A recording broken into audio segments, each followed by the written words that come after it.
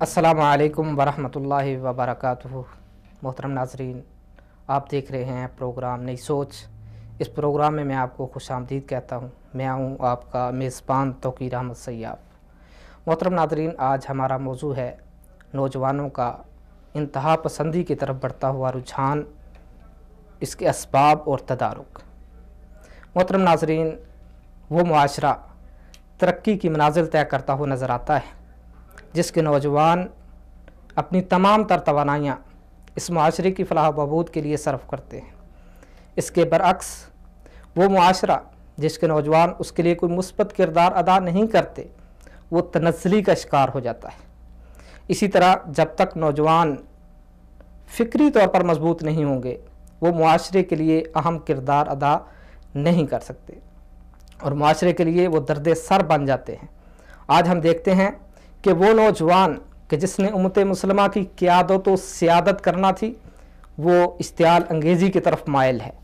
वो इंतहा पसंद तंजीमों का आलाए कार बना हुआ है जो उन्हें अपने सियासी और मखसूस मकासद के लिए इस्तेमाल करती हैं। आज के प्रोग्राम में हम ये जानने की कोशिश करेंगे कि इंतहा पसंदी क्या है। क्या सिर्फ़ मुस्लिम नौजवान ही इंतहा पसंद हैं? क्या मजहबी जमातें ही इश्तियाल अंगेज़ी की तरफ उभार रही हैं? इन तमाम अनासिर पर गुफ्तगू करने के लिए स्टूडियो में मौजूद हैं हमारे मेहमान अबैदुर्रहमान शफीक साहब, नौजवान तजिया-नगार हैं। मैं इनका तहे दिल से शुक्रगुज़ार हूँ कि उन्होंने अपने कीमती लम्हात में से हमें टाइम दिया। बहुत शुक्रिया।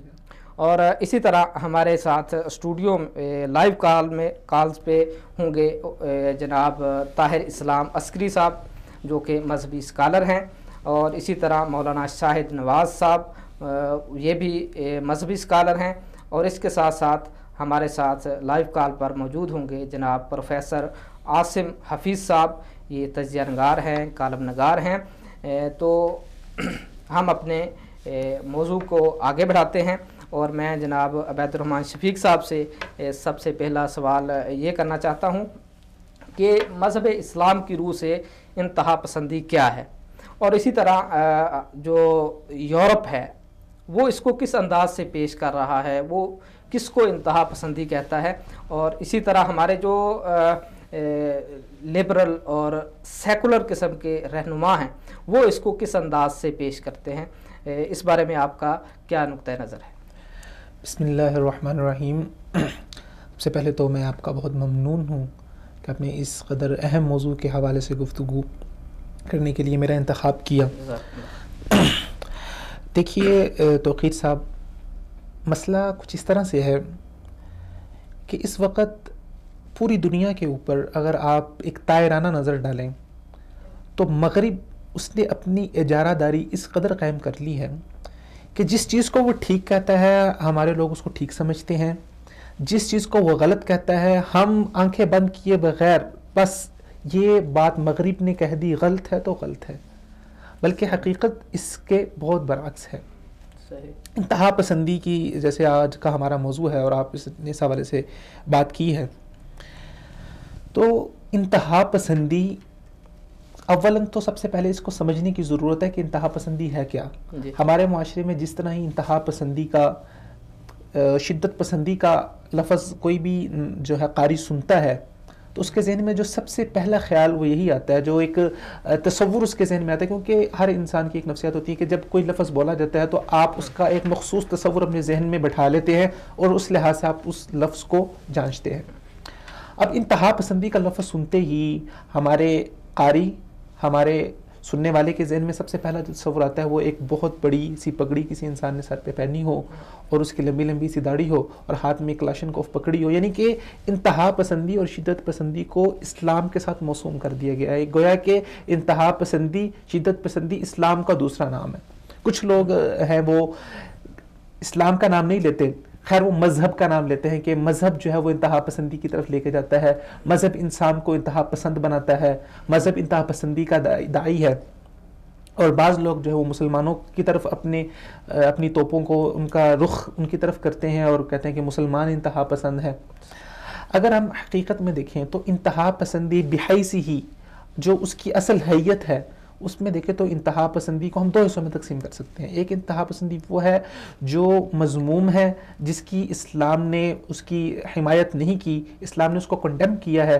اور دوسری انتہا پسندی وہ ہے جو اسلام نے انسان سے مطلوب کی ہے. وہ کون سی ہے؟ والذین آمنوا اشد حبا للہ. اللہ تعالیٰ فرماتے ہیں کہ جو ایمان والے ہوتے ہیں، اللہ تعالیٰ کے اوپر پختہ اور کامل یقین رکھتے ہیں، اشد حبا للہ، وہ اللہ تعالیٰ کی محبت میں اس قدر بڑھ جاتے ہیں کہ ان کی محبت کی جو انتہا ہوتی ہے وہ اللہ تعالیٰ کی طرف ہوتی ہے. ان کی محبت کی آخری حد، سب سے زیادہ محبت وہ اللہ تعالیٰ سے کرتے ہیں. تو اب صحیح اور مثبت چیزوں کے اندر انسان کو انتہا پسند ہونا چاہیے. اگر آپ کے معاشرے کے اندر ہم غلط محرکات کا خاتمہ کریں تو غلط محرکات کے خاتمے کے لیے انسان کو شدت پسند ہونا چاہیے. اس کا کوئی بھی اس انسان جو ہے وہ اس چیز کو غلط ثابت نہیں کرے گا. اگر معاشرے میں جھوٹ بولا جا رہا ہے تو جھوٹ کے خاتمے کے لیے، کرپشن کے خاتمے کے لیے مجھے انتہا پسند ہونا پڑے گا. جب تک میں انتہا پسند نہیں ہوگا کرپشن کے خاتمے کے لیے، جھوٹ، فریب، دھوکہ دہی کے، تو یہ چیزیں معاشرے سے نہیں نکلیں گی. لیکن عرف عام کے اندر عبید صاحب اس کو کس حوالے سے استعمال کیا جاتا ہے؟ یعنی کہ آپ نے کرپشن کی بات کی ہے کہ کرپشن کے حوالے سے ہمیں انتہا پسند ہونا چاہیے. تو عرف عام کے اندر جو بات دیکھی جا رہی ہے وہ یہ ہے کہ جب ہم یہ بات کہیں گے تو گویا کہ یہ ہے کہ ہم کلاشنکوف اٹھا لیں اور جو ہے نا جو بھی کرپشن کرتا ہے اس کو جو ہے نا بالکل اس دنیا سے ہی ختم کر دیں.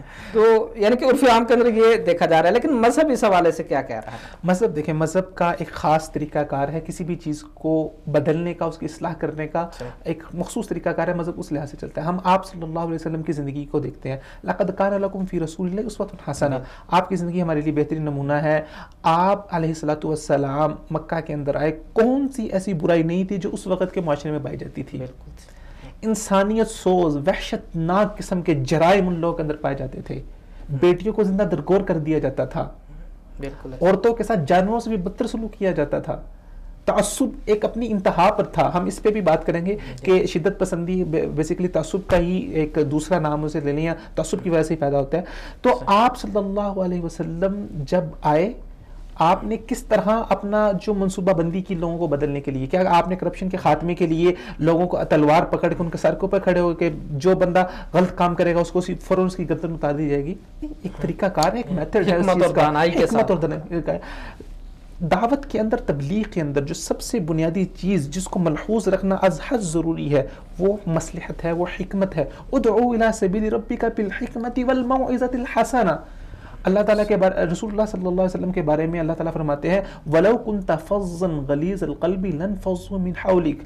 اللہ کے رسول اگر اگر اللہ تعالیٰ فرماتے ہیں کہ اے نبی، اگر آپ سخت زبان استعمال کرنے والے ہوتے، تلخ زبان استعمال کرنے والے ہوتے، لَانْفَضُّوا مِنْ حَوْلِكَ، یہ صحابہ جو آپ کے پاس جمع ہے، جو آپ کے ایک اشارے پہ اپنی جان تک نچھاور کرنے کے لیے تیار ہے، آپ کو چھوڑ کے چلے جاتے. تو جیسے کہا کہ ہر چیز کے اندر حکمت اور دانائی کو ملحوظ رکھنا ہے. چیزوں کا ہمیشہ کسی چیز کا کوئی نقطہ آغاز ہوتا ہے. کسی بھی چیز کے خاتمے کے لیے اس کو کس حد تک ہم لے کے جا سکتے ہیں یا اس کی ابتدا کہاں سے کی جا سکتی ہے. ہاں، ہم ایک اگر ہم دیکھیں کہ ایک مرحلہ یہ بھی آتا ہے کہ جس وقت ہم جسے کہتے ہیں کہ کوئی اقدامی پہلو کرتے ہوئے کوئی شدت پسندانہ جو پہلو ہے اس کو اوپر بھی ہم آ سکتے ہیں، لیکن ابتدا ہم یہاں سے نہیں کر سکتے. مثال کے طور پہ اگر کسی ایسی جگہ پر جہاں پر اسلام کا نظام قائم ہے، اسلام کی گورنمنٹ قائم ہے، جو اس کو ماننے والے، تو وہاں کا جو خلیفہ ہے وہ کسی بدعنوانی، کسی معاشرتی جو بگاڑ ہے اس کو خاتمے کے لیے وہ کوئی سخت اقدامات، کوئی بولڈ ایکشن بھی لے سکتا ہے کیونکہ وہ خلیفہ ہے، اس کے پاس اختیار ہے. لیکن ہم ہر انسان کو یہ اختیار نہیں دے سکتے. تو اس کے مراحل ہیں. اولاً آپ ذہن سازی کرتے ہیں، لوگوں کو بتاتے ہیں، سمجھاتے ہیں، پھر اس کو بتدریجاً آگے لے کے جاتے جاتے ایک وقت ایسا بھی آ جاتا ہے کہ معاشرے کے وہ عناصر جو لوگ دعوت کے باوجود، سمجھانے کے باوجود اب باز نہیں آ رہے، اب ان لوگوں کے خاتمے کے لیے، اس بدعنوانی کے خاتمے کے لیے حاکم وقت یا جو آپ کہہ لیں کہ جو قوتیں ہیں، مقتدرہ قوتیں ہیں، وہ کوئی بولڈ سٹیپ، کوئی اقدامات لے سکتے، لیکن ہم ہر انسان کو اس بات کا اختیار نہیں دے سکتے. تو بیسیکلی جو ہماری بات ہو رہی تھی وہ آپ نے بات کی انتہا پسندی جو ہے نا دین اسلام میں مذموم بھی ہے اور محمود بھی ہے. جی. تو یعنی کہ پھر یورپ اس کو کس انداز سے دیکھ رہا ہے؟ یورپ جو انتہا پسندی جس چیز کو نام دے رہا ہے آج کل مروجہ، یہ تو ہم نے ایک اصولی بات کی کہ انتہا پسندی بیسیکلی ہے کیا، اس کا تصور کیا ہے. اور میرے خیال میں یہ صرف مسلمانوں میں ہی نہیں ہے بلکہ عقل بھی اس بات کو تسلیم کرتی ہے کہ بندہ جس چیز کو فالو کرتا ہے اور وہ اچھی ہو، فطرت اس بات کا تقاضا کرتی ہے. آپ دیکھیں کہ ہر وہ سوکھی ٹہنی جو درخت کے لیے سم قاتل ثابت ہو، درخت کی نشو و نما کے لیے وہ اس کو کیا نا جو درخت کی نشو و نما کو خراب کرے تو اس سوکھی ٹہنی کو درخت سے جدا کر دیا جاتا ہے. ہر وہ عضو شل جو انسان کی صحت کو خراب کرے، آپ کا یہ جسم کا حصہ یہ شل ہو گیا یا آپ کے جسم کے ساتھ نہیں رہ سکتا، تو اب ڈاکٹر کیا کرتے ہیں؟ آپ کی ٹانگ کاٹ دیتے ہیں. کاٹنی پڑتی ہے کیونکہ اگر آپ کی ٹانگ نہیں کاٹے گی تو زہر پورے جسم میں پھیلے گا اور پورا جسم برباد ہوگا. تو وہ بدعنوان لوگ جو پورے کے پورے معاشرے کو خراب کر رہے ہیں ان کا خاتمہ ضروری ہے. یہ فطرت کا بھی تقاضا ہے، یہ عقل کا بھی تقاضا ہے. لیکن ابھی موجودہ صورتحال کے اندر جس غیر انصافی کے ساتھ، بے انصافی کے ساتھ عدل کا دامن چھوڑتے ہوئے مغربی لوگ، سیکولر لوگ اسلام کو انتہا پسند کر رہے ہیں، وہ ان کا ایک بہت، اس کے پیچھے ایک بہت آپ سمجھ لیں کہ ایک سازش ہے، ایک ان کا ایک خاص ایک مائنڈ سیٹ ہے، ایک ایسی ذہنیت ہے جس کے ذریعے ہمارے پاکستان کے اندر مسلمانوں کو آپس میں اکٹھا نہیں ہونے دیا جا رہا. کہ جب مسلمانوں کو انتہا پسند کہا جائیں گے تو لوگ اسلام سے متنفر ہوں گے، اسلام سے پیچھے ہٹیں گے. اسلام لوگوں کے ذہنوں کے اندر اس طرح ہوگا کہ جس طرح یہ اسلام کوئی کلاشنکوف کا دین ہے، اسلام کوئی تلوار کا دین ہے. یہ بھی ایک نظریہ بہت پھیلانے کی کوشش کی گئی ہے کہ اسلام جو ہے وہ تلوار کی زور پہ پھیلا ہے، اسلام نے جو ہے اپنا جتنا بھی اقدام کیا ہے وہ تلوار کی زور پہ کیا ہے. یہ غلط سوچ جو ہے وہ پھیلائی جاتی ہے. تو اگر ہم مغرب کے اپنے ذاتی ان کے حالات کو دیکھیں، یا اگر مغرب سے بھی پیچھے ہٹ کے، جیسے آپ نے کہا عقل کا ایک تقاضا ہے، ہم اپنے معاشرتی پہلو کو دیکھتے ہیں. ہمارے معاشرے میں بہت ساری اس طرح کی چیزیں ہیں جو انتہا پسندی کے وجہ سے مشہور اور لوگوں کے اندر مقبول ہیں اور لوگ اس کو بہت عزت کی نگاہ سے دیکھتے ہیں، لیکن اس کو کوئی انتہا پسندی کا نام نہیں دیتا. مثال کے طور پہ آپ کو میں ایک مثال دیتا ہوں. لیلا مجنو کا قصہ تو آپ نے سنا ہی ہوگا، تمام ناظرین بھی اس قصے سے واقف ہوں گے کہ محبت کی ایک مثال بنا کے ہمارے معاشرے کے سامنے پیش کیا جاتا ہے. اب جو مجنو تھا وہ محبت میں کس حد تک انتہا کو پہنچ گیا تھا اور اس کو محبت اور محویت کی ایک مثال سمجھا جاتا ہے.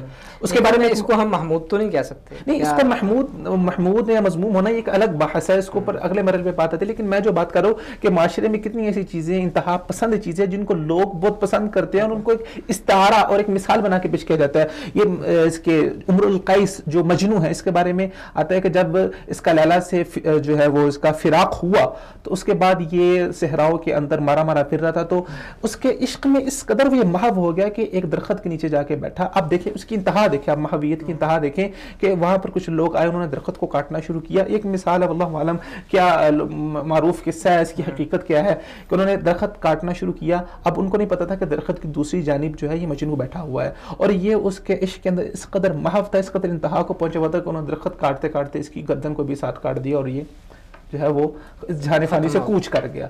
تو یہ بھی ایک انتہا پسندی ہے. آپ اس کا قصہ دیکھ لیں شیریں فرہاد کا، کہ جب فرہاد نے شیریں کے لیے جو وہ دودھ کی نہر کو اس نے کھودا اور اس کے بعد بھی نہیں ملی تو اس نے اسی تیشے سے اپنی جان لے لی. یہ بھی تو ایک انتہا پسندی ہے.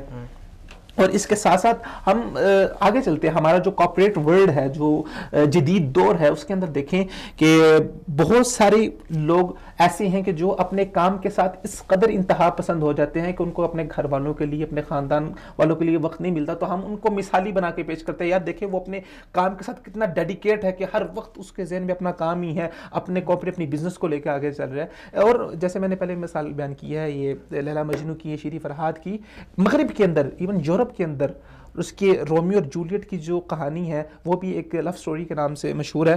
تو وہاں پر اس کو فلمایا جاتا ہے، اس کو بہت دلدادہ ہے لوگ. وہ بھی اس نے، رومیو نے بھی خودکشی کر لی تھی محبت کے اندر آ کے. تو یہ بھی ایک انتہا پسندی ہے، لوگ اس کو اچھا سمجھ رہے ہیں. یہ عبید صاحب یہ واقعتاً مثالیں ہیں انتہا پسندی کی جس کو آپ یعنی کہ پیش کر رہے ہیں.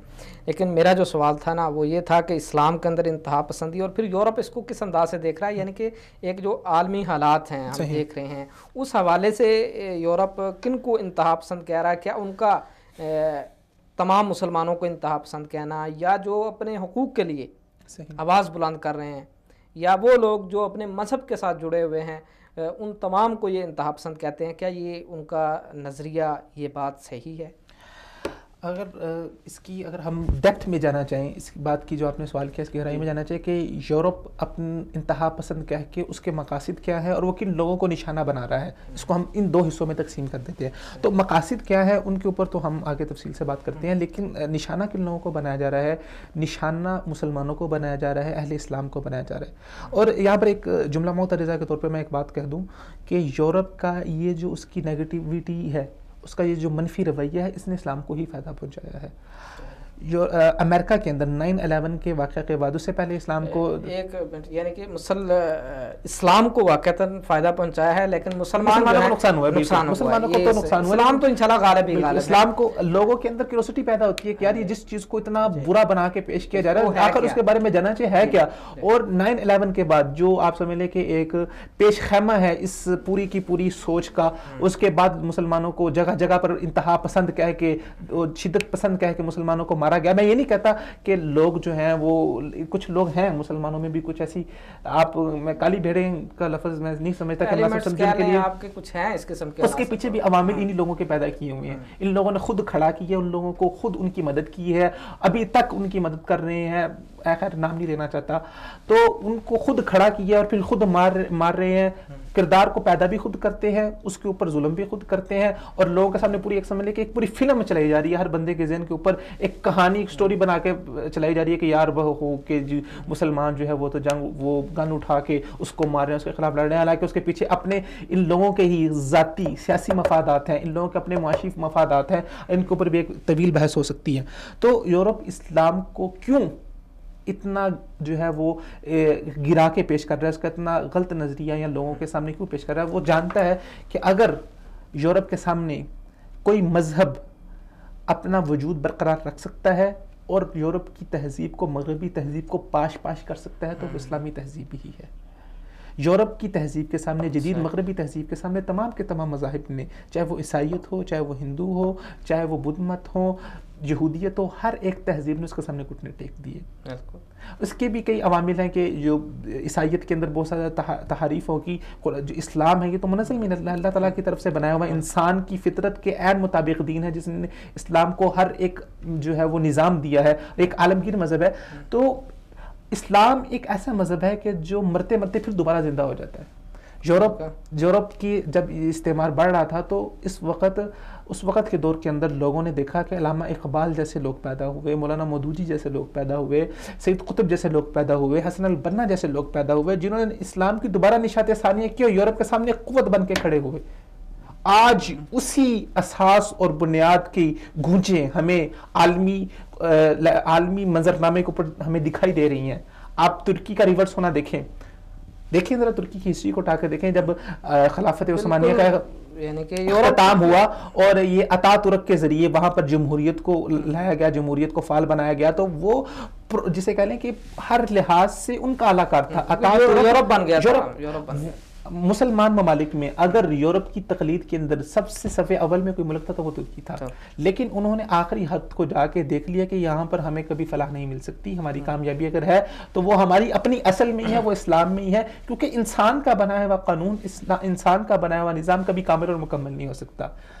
اسلام وہ دین ہے جو اللہ تعالیٰ نے انسان کی فطرت کو ملحوظ رکھتے ہوئے انسان کے فطرت کے تقاضوں کے عین مطابق انسان کو دیا ہے، جو انسان کی فطری ضرورت کو، ہر ایک تقاضے کو پورا کرتا ہے، اور جس کی وجہ سے آج آپ دیکھ لیں کہ اسلام ابھی تک اپنا وجود برقرار رکھے ہے اور مغرب کے ساتھ ایک جنگ پہ جو ہے نا وہ برسر پیکار ہے.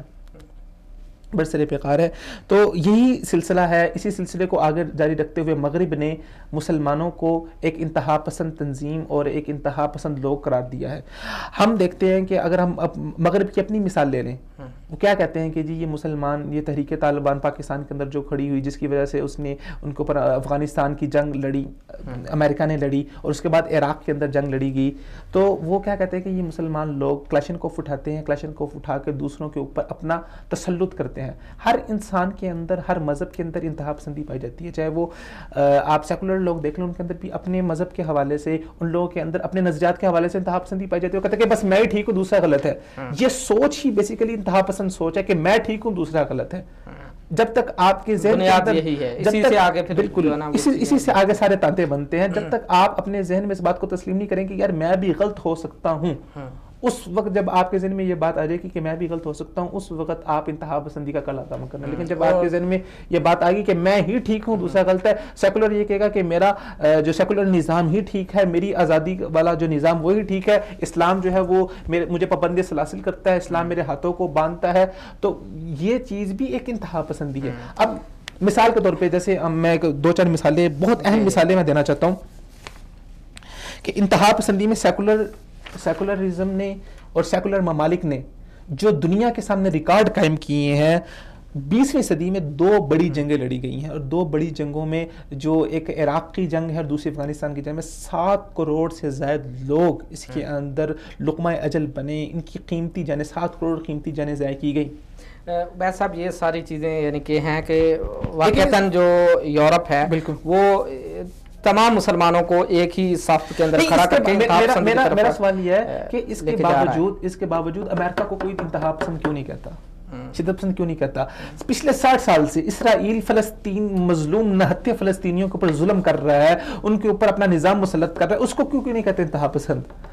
اب دنیا نے دیکھا ہے کہ امریکہ نے, یورپ نے اپنا پورا معاشی تسلط, اپنا پورا نظام جو ہے وہ دنیا کے اوپر کس طرح سے وہ تھوپنے کی کوشش کر رہا ہے. دنیا نہیں ماننا چاہ رہی. وہ آپ دیکھیں کہاں پر امریکہ, کہاں پر پاکستان, وہ اس خطے میں آ کے اپنے پنجے اس نے لگائے ہوئے, کبھی کسی ملک کے اندر مداخلت کر رہا ہے, کبھی کسی ملک میں مداخلت کر رہا ہے. کیا یہ انتہا پسندی نہیں ہے؟ صرف اسلام کو آپ انتہا پسند کہہ رہے ہیں. اسلام کے اندر ٹھیک ہے کچھ لوگوں کے جو ہے وہ نظریات غلط ہو سکتے ہیں, میں اس بات کے اوپر کوئی شک نہیں ہے کہ ہم کوئی ان کی حمایت نہیں کر رہے کہ وہ لوگ ٹھیک کر رہے ہیں یا وہ لوگ اب صحیح راہ پہ جا رہے ہیں. عبید صاحب یہ تو غیر مسلم ہیں, ان سے ہمیں اتنا گلہ نہیں ہے, لیکن میرا سوال اسی سوال کا جو آخری تھا وہ یہ تھا کہ پاکستان کے اندر جو لبرل اور سیکولر قسم کے لیڈر ہیں وہ انتہا پسندی کو اس انداز سے دیکھ رہے ہیں جو جس انداز سے یورپ دیکھ رہا ہے. اصل میں مسئلہ یہ ہے کہ اس کی کیا وجوہات پرو یورپین لوگ ہیں یہ, ٹھیک ہے, انہی سے یہ متاثر ہیں, انہی کو دیکھتے ہیں, انہی کی سوچ و فکر کو لیتے ہیں. تو جو میں نے جیسے پہلے پروگرام کے شروع میں کہا تھا کہ ہم مغرب کی اندھی تقلید میں اس قدر آگے جا چکے ہیں کہ جو مغرب نے کہہ دیا ٹھیک ہے بس میں نے آنکھیں بند کر کے کہہ دینا ٹھیک ہے, جو اس نے کہہ دیا غلط ہے. کل کو امریکہ کھڑا ہو کے کہے گا کہ جی ہم دہشت گرد ہے, تو یہ کہیں گے ٹھیک ہے جی ہم ہی انتہا پسند ہے. یہ اس قدر اس کی اندھی تقلید میں. آج کے دن کے حوالے سے اگر 25 دسمبر جو کرسمس کا دن منایا جاتا ہے, آپ دیکھ لیں کہ میں نے دیکھا ہے کہ بعض جگہوں پر مٹھائی کی دکانیں جو ہیں وہاں پہ یعنی کہ قیمتیں کم کر دی گئی ہیں. بالکل. جبکہ جب مسلمانوں کی عید کا دن آتا ہے, رمضان جیسے ہی شروع ہوتا ہے تو قیمتیں بڑھنا شروع ہو جاتی ہیں. یعنی اور اسی طرح ہمارے بہت سارے مذہبی جو دوسرے جو رہنما ہیں باقاعدہ طور پر وہاں ان کے کرسمس ڈے پہ جا کے ان کے کیک کاٹتے ہیں. تو یہ بھی یعنی کہ قدم ہے ان کا یورپ کو تسلیم کرنے کا. اور عیسائیت کے ساتھ بہت اہم بات کی ہے کہ آج جیسے کہ کرسمس ہے, کرسمس کے موقع کے اوپر کیک اینڈ بیکس کی بیکری ہے لاہور میں اور ڈفرینٹ بیکریز ہیں, انہوں نے جو ہے نا وہ 50% تک سیل لگائی ہوئی ہے. اچھا اب یہ نظریہ یہ سوچ کہاں سے آ رہی ہے؟ رمضان میں تو ایسا نہیں ہوتا, عید پہ تو ایسا نہیں ہوتا, عید پہ تو ہمیں سیل دیکھنے کو نہیں نظر آتی. رمضان میں کہا ہے ہر چیزوں کے نرخ اونچے ہو جاتے ہیں, چیزیں مہنگی ہو جاتی ہیں, بجائے سستی ہوں مہنگی ہو جاتی ہیں. یہ سارا نظریہ یہ سوچ بھی ساری مغرب سے, کیونکہ وہاں پر وہ لوگ جب کرسمس کا موقع آتا ہے تو وہاں پر سیلیں لگتی ہیں, چیزوں کی قیمتیں کرائی جاتی ہیں, تو ان کی تقلید میں انہوں نے بھی چیزوں کو سستا کر دیا تاکہ ہم جو ہے نا وہ یہ کئی دنیا کا یہ نہ سمجھے کہ ہم یورپ سے ایک قدم پیچھے ہیں. ہم اپنی چیزوں کو چھوڑتے ہیں. ہمارا اپنا جو تہوار ہے, اسلامی تہوار ہے, عید کا تہوار ہے, رمضان ہے, رمضان جیسا بابرکت مہینہ ہے, اس میں تو ویسے ہی روزے دار کا روزہ کھلوانے کے اوپر رسول اللہ صلی اللہ علیہ وسلم نے اس قدر بڑا اجر جو ہے اللہ تعالیٰ عنایت فرماتے ہیں. تو آپ اپنا اگر جو آپ منافع پورا سال کماتے ہیں اگر اس کی ریشو ایک رمضان کے مہینے میں تھوڑا کم کر کے کسی غریب کے منہ میں بھی کوئی اچھی چیز چلی جائے گی تو آپ کے حصے میں ثواب ہی آ جائے گا نا یار. لیکن نہیں, کرسمس ڈے کے اوپر ان کی تقلید میں اگر, لیکن دیکھیں یہاں پر بھی ایک بہت بڑا المیہ یہ ہے کہ ہم لوگ اپنے مسلمانوں کا بھلا کبھی نہیں جاتے. یورپ کے اندر بھی رمضان کے موقع کے اوپر وہاں پر بھی وہ مسلمانوں کے لیے اور جو مارکیٹ کے اندر چیزوں کے اوپر سیلیں لگتی ہیں ان کے ریٹ کم ہوتے ہیں, لیکن یہ لوگ ریٹ ڈبل کر دیتے ہیں. یعنی کہ یورپ کے اندر جب رمضان کا بالکل رمضان کا تو کم کر دیتے ہیں. بالکل وہاں پہ جو مارکیٹ ہیں, جو سٹورز ہیں, وہاں پر چیزوں کے نرخ کم ہو جاتے ہیں, چیزوں کے ریٹ کو سستا کر دیا جاتا ہے. لیکن ہمارا پاکستان ہے وہ لوگوں کی مجبوری سے فائدہ اٹھاتا ہے کہ یار ٹھیک ہے کہ یہاں پر یہ لوگ جو ہے نا اب یہ مجبور ہیں, انہوں نے خریدنا ہی خریدنا, روزہ کھولنا ہی کھولنا ہے, تو مجبوری سے فائدہ اٹھا کے جس قدر آپ زیادہ ان سے پیسے بٹور سکتے ہیں بٹوریں. بہت غلط رویہ ہے. عبید صاحب یہ بات کہی جاتی ہے کہ ہمارا نوجوان انتہا پسندی کی طرف مائل ہے، تو کیا واقعتاً ایسا ہے؟ یعنی کہ اس بات میں کتنی حقیقت ہے؟ آپ اس کو کس انداز سے دیکھ رہے ہیں؟ پھر صاحب دیکھیں، ہمارا نوجوان، اگر ہم فیکٹ اینڈ فگر کی بات کریں، ہم اپنے پاکستان کے حالات کو دیکھیں تو اس بات کے اندر کوئی ہی دو رائے نہیں ہے کہ ہمارے نوجوان کے اندر آج کل انتہا پسندی پائی جا رہی ہے، شدت پسندی پائی جا رہی ہے. اس کے بہت سارے عوامل ہیں. اگر یعنی کہ جو میں انتہا پسندی کی یعنی کہ وہ بات کر رہا ہوں جو معروف ہے، جس طرح جس کو امریکہ کہہ رہا ہے، جس کو یورپ کہہ رہا ہے کہ تمام مسلمان انتہا پسند ہیں، وہ یعنی کہ بم دھماکے کرتے ہیں، خودکش حملے کرتے ہیں، یہ ساری چیزیں جو ہے کہتے ہیں. اس کی طرف میں یہ ہے اصل میں میرا سوال. بالکل، یہ واقعتاً ہمارا نوجوان اس طرف مائل ہے؟ ہمارے نوجوانوں میں کچھ نوجوان ایسے ہیں کہ جو اس طرف مائل ہیں اور بہت تیزی سے اس چیز کو قبول کر رہے ہیں. ہمیں اس چیز کو سمجھنے کے لیے اس چیز کی گہرائی میں جانا پڑے گا، ہمیں تاریخ کو دیکھنا پڑے گا کہ اس چیز کی ابتدا کہاں سے ہوئی. آخر ہمارے نوجوان کے اندر یہ شدت پسندی، یہ انتہا پسندی، جو دوسرے مسلمانوں کو مارنا، دوسروں کی جان لینا، ان کے خلاف کھڑے ہونا، یہ کس طرح سے آیا؟ 1979 کے اندر جو سوویت یونین کی حمایت سے افغانستان کے اندر جو سرخ انقلاب اور جو ایک بہت بڑی تبدیلی رونما ہوئی. ایک تو افغانستان کے اندر انقلاب آیا، ٹھیک ہے، وہاں پر جو ہے انہوں نے روس نے حملہ کیا، سوویت یونین بنی، اس کے تحت وہاں پر انہوں نے اپنا قبضہ جاری رکھنا چاہا. اس کے بعد دوسری جانب جو اسی دور کے اندر جو دوسرا انقلاب کا جو تیاری ہو رہی تھی وہ ایران کے اندر ہو رہی تھی. ایران کے اندر بھی جو ہے نا وہ بہت تیزی سے ایک انقلاب کا نقشہ کھینچا جا رہا تھا. اب پاکستان کے دونوں ہمسایہ ممالک کے اندر آپ سمجھ لیں کہ افغانستان میں بھی اور ایران میں بھی ایک بہت غمگین قسم کی صورتحال، بڑی پلاننگ ہو رہی تھی، وہ غمگین قسم کی صورتحال تھی. مسئلہ امریکہ کا ایشو کیا تھا؟ امریکہ کبھی بھی یہ نہیں چاہتا تھا کہ روس جو ہے وہ دنیا کے اندر ہمیشہ عالمی قوت رہے. امریکہ سے پہلے رشیا عالمی قوت تھا. اب اس کی کوشش تھی کہ کسی نہ کسی طریقے سے روس کو افغانستان کے اندر بدترین شکست دی جائے اور اس کے ذریعے سے اس کی قوت ٹوٹے، اس کی ریاست ٹوٹے، اور اگلا نمبر جو میرا ہے، میں اپنے دنیا کے سامنے ایک دنیا کے اوپر حکومت کروں، ایک نئی سپر پاور بن کے، ایک طاقت بن کے ابھروں. اب پاکستان اس جنگ میں پڑھنا نہیں چاہتا تھا، لیکن میں نے جیسے پہلے ذکر کیا کہ پاکستان کے دونوں جانب، ایران اور افغانستان کے جانب حالات بہت غمگین تھے. اس کے بعد پاکستان کا ایک بہت بڑا، جسے آپ کہہ لیں کہ ایک بہت بڑا المیہ، یا ایک کہہ لیں کہ ایک بہت بڑا حادثہ اسے کہہ لیں، جو سقوط ڈھاکہ کی صورت میں پیش آیا. تو یہ مسائل پاکستان کو اندرونی مسائل بھی تھے اور بیرونی مسائل بھی تھے. اور یہ دونوں انقلابات جو میں نے جن کا ذکر کیا، امریکہ جیسے طاقتور ملک کے سیاسی اور جو اس کے سفارتی مفادات تھے اس کے خلاف تھے. امریکہ کبھی یہ نہیں چاہتا تھا کہ افغانستان جو ایشیا کا دل ہے، قلب آسیہ جس کو کہا جاتا ہے، وہاں پر رشیا کی حکومت برقرار رہے. کیونکہ جو انسان، جس گورنمنٹ نے، جس ملک نے افغانستان کو اپنے قبضے میں کر لیا، آپ سمجھ لیں کہ پورے ایشیا کے اوپر اس کی حکومت ہے. افغانستان اسٹریٹجی کے اعتبار سے، اپنے محل وقوع کے، جو اپنے جغرافیہ کے لحاظ سے اس قدر اہم ہے. اس کو ایشیا کا دل کہا جاتا ہے. علامہ اقبال نے بھی اس کو ایشیا کا دل کہا ہے. اب پاکستان امریکہ کے ساتھ عرصہ دراز سے ان کے اچھے تعلقات ہیں. اب اس وجہ سے پاکستان کو امریکہ کا ساتھ دینا پڑا.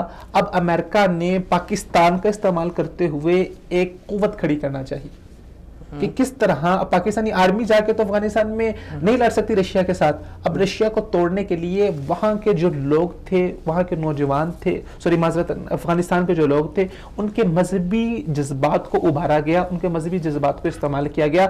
کیا کہ جی رشیا ایک کافر ملک ہے، وہ کفر کا نظام لانا چاہ رہا ہے. آپ لوگ مسلمان ہیں، آپ اسلام کے دعوے دار ہیں، آپ اسلام کے دائی ہیں. اسلام ہمیں جو ہے وہ جہاد کا حکم دیتا ہے. اسلام ہمیں کسی ظالم کے سامنے جھکنے کا حکم نہیں دیتا. ایک مسلمان کی گردن کٹ تو سکتی ہے لیکن جھک نہیں سکتی. اس طرح کے دل فریب نعرے ان کو دیے گئے اور ان کے ہاتھ میں کلاشنکوف تھمائی گئی کہ آپ روس کے ساتھ لڑیں. پیچھے مقصد کس کا تھا؟ دیکھ لیں مقصد عبید صاحب، اصل میں آپ سے تھوڑا سا اس حوالے سے اختلاف کرنا چاہتا ہوں. وہ اس طرح ہے کہ دیکھیں کہ روس اور امریکہ کی چاہے جیسی بھی یعنی کہ وہ جنگ تھی، وہ کیا چاہ رہے تھے وہ الگ تھا، لیکن افغانستان تو ایک اسلامی ملک تھا. بالکل، اس کے اوپر حملہ کرنے والا روس تھا. روس کون تھا؟ غیر مسلم تھا. بالکل. تو پاکستان ہمسایہ ملک تھا، تو پاکستان کا یہ حق بنتا تھا، صحیح ہمارا یعنی کہ مذہبی طور پر، اخلاقی طور پر یہ حق بنتا تھا کہ ہم روس کے خلاف افغانستان کے اندر داخل ہوں اور اس کی مدد کریں. دیکھیں، ایک تو اخلاقی طور پر مذہبی، اور دوسرا جو ہے پاکستان کے لیے یہ بہتر تھا. اس کی یہ صورت نہیں ہے. اس کی جو جس صورت کے تحت جو ہے وہ طالبان کو داخل کیا گیا افغانستان کے اندر، وہ صورت بہت خوفناک اور ہولناک ہے. اگر آپ کہتے ہیں کہ پاکستان کو ساتھ دینا چاہیے تو پاکستان دیکھیں جب سے جغرافیائی تقسیم ہوئی ہے تو اسلام نے ہمیں جغرافیائی تقسیم کے اندر نہیں بانٹا. جغرافیائی تقسیموں نے مسلمان امہ کو ایک دوسرے سے توڑ کے رکھ دیا ہے. اب کوئی بھی ملک ہے وہ کسی دوسرے ملک، چاہے وہ دوسرا مسلمان ملک ہے، موجودہ حالات دیکھ لیں آپ، حلب کے حالات ہیں یا شام کے حالات ہیں، کوئی بھی مسلمان ملک پہلے اپنا مفاد دیکھتا ہے کہ میری پالیسی کیا ہے، میرے مفاد کیا ہے، اس کے بعد وہ دیکھتا ہے کہ یار وہ مسلمان ہے. حالانکہ اسلام نے جو ہمیں اصول دیا ہے وہ سب سے پہلے اسلام کا دیا ہے کہ آپ کا جو سب سے پہلا آپ کا رشتہ ہے وہ اسلام کا ہے، اس کی خاطر آپ کو اپنا جو کچھ بھی قربان کرنا ہے، آپ نے دوسرے مسلمان کا تحفظ کرنا ہے. اس کی صورت یہ تھی جیسے آپ کہہ رہے ہیں کہ وہ پاکستانی گورنمنٹ کوئی فیصلہ کرتی اور روس کے خلاف کھڑی ہوتی، روس کو سفارتی دباؤ دیتی، کیونکہ پاکستان ایک ایٹمی قوت ہے. پاکستان کوئی افغانستان کی طرح کوئی چھوٹا موٹا ملک نہیں ہے. پاکستان کا دفاعی لحاظ سے ایک عالمی لیول کے اوپر ایک مقام ہے. تو پاکستان، آپ یعنی کہ یہ کہنا چاہ رہے ہیں کہ پاکستان رشیا کے اندر بطور جنگ اس کے ساتھ کود جاتا، تو یہ صورت ہو سکتی تھی. لیکن یہ صورت نہیں پیدا کی گئی. اگر ہم اس صورت کی، یہ جو صورت موجودہ صورت ہے جس کے ذریعے سے طالبان کو داخل کیا گیا، ان کو ایک دل فریب نعرہ دیا، دل فریب نعرہ جیسے میں نے پہلے ذکر کیا، ایک جہاد کا دل فریب نعرہ دیا. اور تحریک طالبان، اگر آپ اس کی تاریخ اٹھا کے دیکھیں تو اس کو جو طالبان کا نام دیا گیا ہے، یہ بیسیکلی یہ وہ طلباء تھے جو پشاور کے طلباء تھے. پشاور کے طلباء اکٹھے ہو کے جمع ہو کر یہاں سے جماعتوں کی جماعتیں، وفدوں کے وفد یہاں سے بارڈر پار کرا کے افغانستان بھیجے گئے، وہاں پر جو جماعت کھڑی کی گئی اس کے معاونت کے لیے. ویسا میرے خیال میں اس وقت جو مسلمانوں کی جو حالت تھی اس حوالے سے میں جو سمجھتا ہوں وہ یہ تھا کہ یہ بہتر تھا، لیکن بعد کے اندر اس کو کنٹرول اچھی طرح نہیں کیا گیا، جس وجہ سے پاکستان کے اندر جو ہے وہ انتہا پسندی بڑھی پاکستان کے خلاف. اگر یہی طالبان جو ہے پاکستان کے خلاف ہوئے، وہ پاکستان کی پالیسیوں کی وجہ سے ہوئے. اگر پاکستان کے یا امریکہ کا تو کبھی اچھے مقاصد ہو سکتے نہیں، اس نے اپنے ذاتی مفادات کے لیے اس نے وہاں پہ جو ہے وہ طالبان کو، اسلام کو استعمال کیا، اسلامی جذبات کو استعمال کیا. میں یہ کہنا چاہ رہا ہوں کہ ہمیں اس وقت سوچنا چاہیے تھا کہ ہم کس کی شے کے اوپر جا رہے ہیں. وہاں پر اگر یہ چیز نہ ہوتی تو حالات کچھ بہتر ہوتے. ہم اس کا کوئی اور طریقہ کار اختیار کیا جاتا، ہم سفارتی لحاظ سے روس کے اوپر دباؤ ڈالتے، ہم دیگر ممالک کا اتحاد بناتے. پاکستان اگر کوئی کردار ادا کرنا چاہتا اس وقت تو دیگر ممالک کے ساتھ جو اس وقت جو قوتیں تھیں ان کے ساتھ مل کر ایک اتحاد بناتا ہے. اتحاد بنا کے رشیا کو دو ٹوک بات کی جاتی کہ بھائی جان یہ افغانستان ہے، یہ ہمارا اسلامی ملک ہے، ہمارا اسلامی بھائی ہے، اگر آپ نے یہاں سے انخلا نہیں کیا، یہاں سے نہیں گئے تو ہم آپ کے خلاف سخت اور بولڈ ایکشن لیں گے. یہ ہو سکتا تھا. لیکن ہم لوگ اسلام کا، ہمارے پاکستانیوں کا مسئلہ یہ ہے کہ ہمارے اندر تعلیم کی کمی ہے، ہم لوگوں کے اندر معلومات کی کمی ہے، ہم چیز کو بغیر سمجھے بغیر جانے فوراً اس میں کود پڑتے ہیں. ہمیں چیز کو سمجھنا چاہیے کہ یار ہمیں پیچھے سے جو امریکہ تعاون کر رہا ہے، امریکہ ہمیں اسلحہ دے رہا ہے، امریکہ ہمیں ہر لحاظ سے معاونت کر رہا ہے افغانستان کے اندر روس کے خلاف، تو کیا امریکہ، اللہ تعالیٰ نے قرآن میں کیا فرمایا کہ یہودوں نے سارا تمہارے کبھی دوست نہیں ہو سکتے. جب بھی کوئی بھی کافر آپ کی مدد کر رہا ہے تو آپ سمجھ جائیں کہ پیچھے اس کا کوئی نہ کوئی مقصد ہے، کوئی نہ کوئی مفاد ہے. بغیر کسی اپنے ذاتی مقصد کے، اپنے ذاتی مفاد کے وہ کبھی آپ کا ہمدرد نہیں ہو سکتا.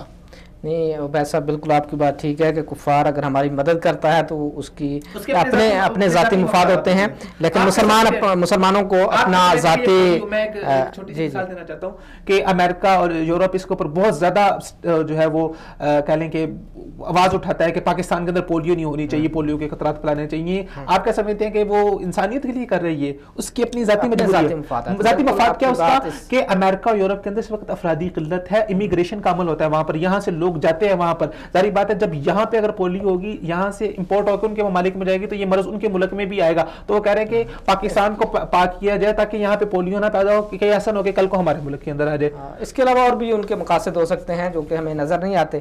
محترم ناظرین، عبید صاحب نے ایک اپنا تجزیہ پیش کیا ہے، تو ابھی وقت ہوا ہے بریک کا.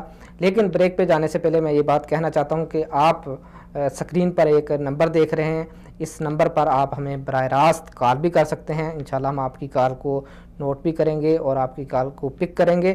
ابھی وقت ہوا ہے ایک چھوٹی سی بریک کا، ایک بریک لیتے ہیں اور ہمارے ساتھ رہیے گا، ہم واپس آتے ہیں.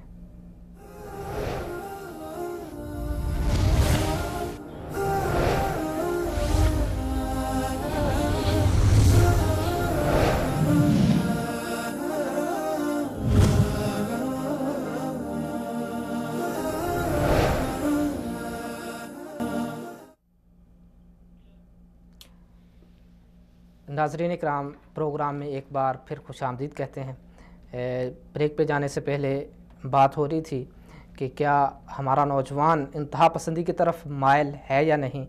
عبید صاحب اس حوالے سے تجزیہ کر رہے تھے، تو اسی کو آگے بڑھاتے ہیں۔ جی جناب۔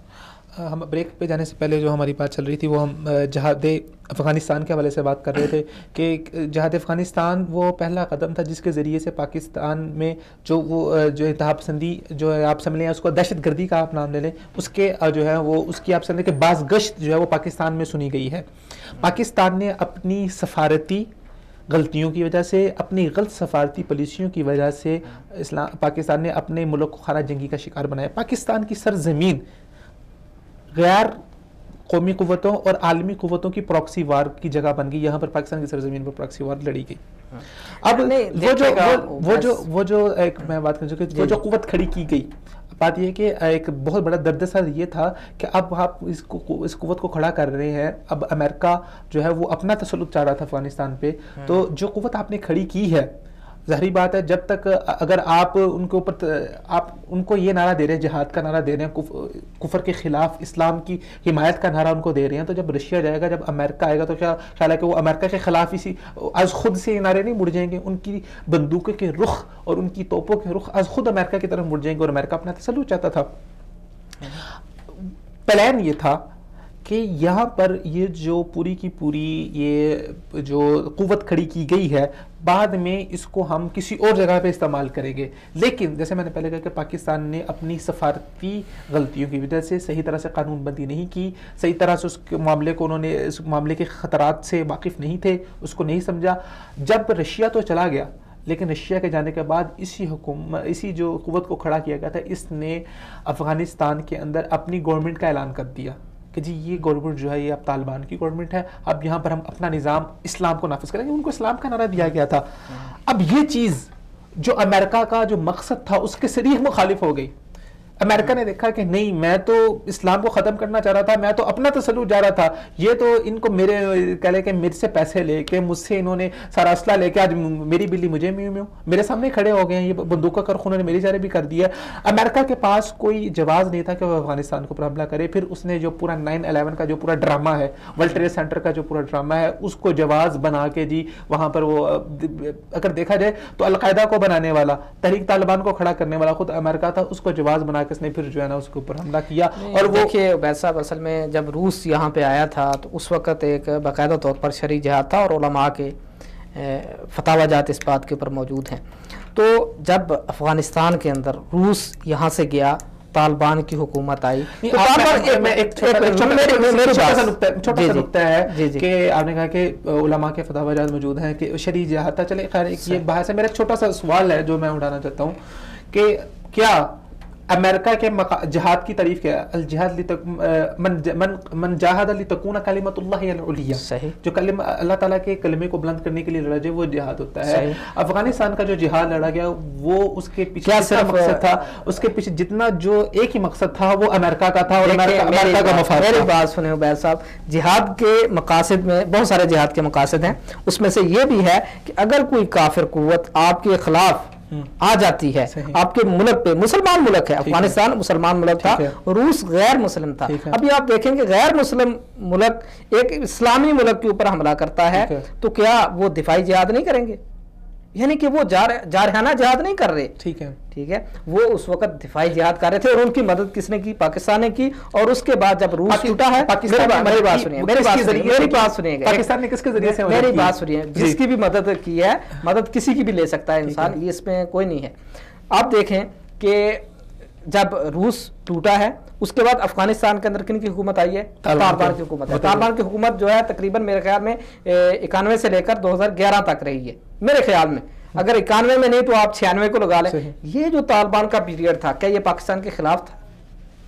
یعنی کہ ان کی سرگرمیاں پاکستان کے حق میں تھیں، پاکستان کے حق میں تھیں۔ اور اس کے ساتھ ساتھ آپ دیکھ لیں کہ جب یعنی کہ اس چیز کو امریکہ نے، آپ نے خود کہا کہ 9/11 بہانہ بنایا، اور بہانہ کون بنا رہا ہے؟ وہ کافر ایک ملک بنا رہا ہے۔ کیوں بنا رہا ہے؟ کیونکہ وہ یہاں پر بیٹھ کر کے اس طالبان کی جو ایک اسلامی حکومت تھی جو پاکستان کے مفاد میں تھی اس کو وہ ختم کرنا چاہتے تھے، اور وہاں پر بیٹھ کر پاکستان کو وہ بالکل جو ہے امن کے لحاظ سے برباد کرنا چاہتے تھے، اور بہت ساری چیزیں جو ہے اس حوالے سے آ رہی تھی۔ بہرحال ہمارا جو اس وقت یعنی کہ جو سوال ہے وہ نوجوانوں کے حوالے سے ہے، ہمارا جو پروگرام ہے کہ نوجوان جو ہے وہ انتہا پسندی کی طرف مائل ہیں یا نہیں ہیں۔ اس کے علاوہ آپ دیکھیں انتہا پسندی جو ہے، بات کرنا چاہ رہا ہوں کہ ٹھیک ہے آپ نے ذکر کیا کہ جب وہاں پر طالبان کی حکومت قائم ہوئی تو وہ پاکستان کے ساتھ انہوں نے ٹھیک ہے پاکستان کے تعاون میں رہی، پاکستان کے خلاف انہوں نے نہیں کیا، لیکن کیا پاکستان کو اس بات کا علم نہیں تھا کہ آج پاکستان جب امریکہ کے گروپ میں شامل ہے جس کے اندر چین، سعودی عرب، ترکی شامل تھے، اس کے گروپ کے اندر شامل ہے، کیا پاکستان کے جو مبصرین تھے یا جو ان کو دور جیسے کہتے ہیں کہ دور اندیشی سے کام نہیں لیا، انہوں نے ان کو پتا تھا کہ امریکہ اگر افغانستان کے اوپر حملے کی جو وجہ بن رہا ہے یا وہ اس کے لیے وہ امداد کر رہا ہے، کل کو امریکہ نے اپنا تسلط یہاں پر برقرار رکھنا ہے، ٹھیک ہے؟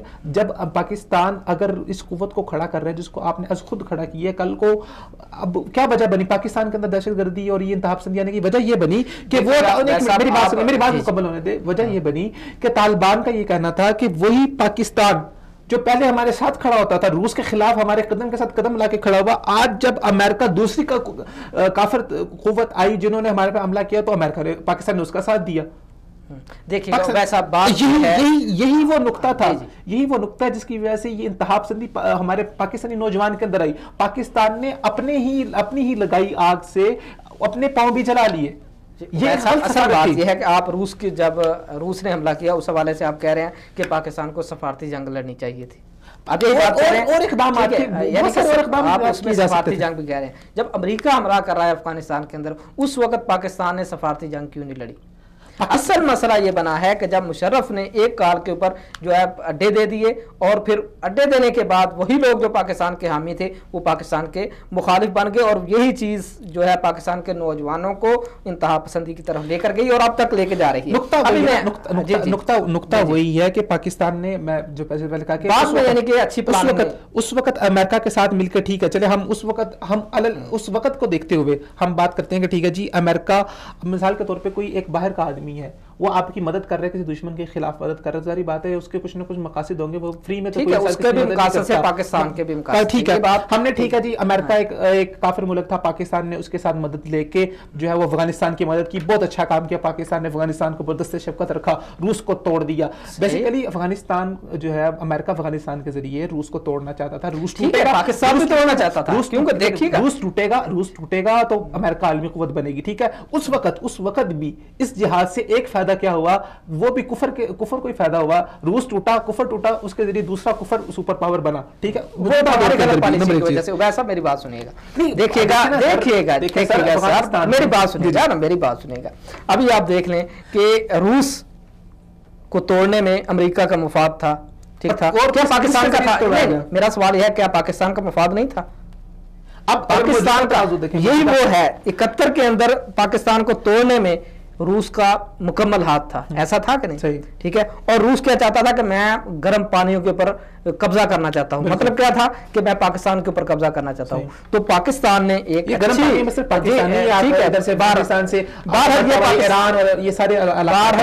تھا کہ پاکستان کے خلاف تھا، روس پاکستان کی حمایت میں نہیں تھا، پاکستان نے جو ہے ایک اچھی پلاننگ کے ذریعے سے جو ہے روس کو توڑا، بعد کے اندر اچھی پلاننگ کے ذریعے سے طالبان کی حکومت آئی جو کہ پاکستان کے لیے بالکل ہی بھائی چارے والی حکومت تھی۔ اس میں میری بات سنیں گا،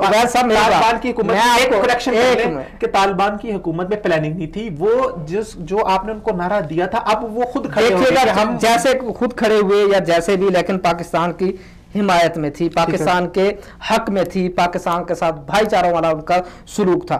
جب یہ حکومت گئی ہے اس کے بعد جو ہے مشرف کی اور جو ہے یہ غلط پالیسیوں کی وجہ سے جو ہے یہ انتہا پسندی آگے بڑھی ہے۔ بہرحال ہمارا جو یہ پروگرام ہے وہ نوجوانوں کے حوالے سے اور ہم اس کو نوجوانوں کی طرف ہی لے کر جاتے ہیں۔ ہمارا یہ تھا کہ پاکستانی نوجوانوں کے اندر انتہا پسندی ہے، اور یہ میرے خیال میں شرف کی غلط پالیسیوں کی وجہ سے انتہا پسندی پاکستان کے اندر परवान चढ़ी है। ये मुशर्रफ ने पीछे से आप अगर देखें तो ये जनरल ज़िया के दौर में, जुल्फ़िकार अली भुट्टो के दौर से ही उसकी गलत पॉलिसियाँ थी और उसके जो गूंज है वो मौजूदा दौर में से फिर गलतियों के ऊपर गलती हर एक करता रहा। मुशर्रफ ने भी उस गलतियों में से उस गलती को आगे दोहराया जाए कि उस गलती नहीं, मैं जनरल ज़िया-उल हक जो है उसने बहुत अच्छा काम किया था, आपका अपना एक तजिया है, लेकिन मैं तो ये समझता हूँ कि जनरल ज़िया-उल हक एक जो है मुसलमानों का रहनुमा था, जिसने पूरे अरब को साथ लेकर के और अमेरिका की मदद के जरिए से पाकिस्तान का एटमी जो प्रोग्राम है उसको भी मुकम्मल किया और इसके साथ साथ रूस जो उस वक्त सुपर पावर थी उसको भी खत्म किया।